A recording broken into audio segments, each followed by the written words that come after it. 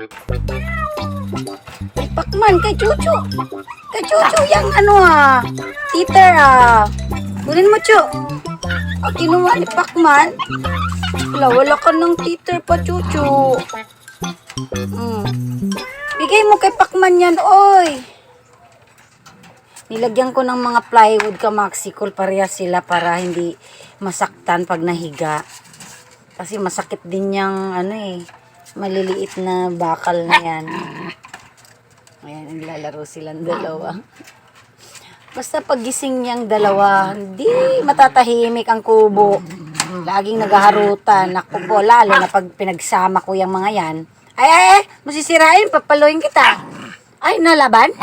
Ayan, sige. Ayan sweet naman, Pakman, Palibasa kasi nasushoot ni Pakman yung mga paa niya, Chuchu kasi malaki, Ay siya, sige mga Junakis, babush.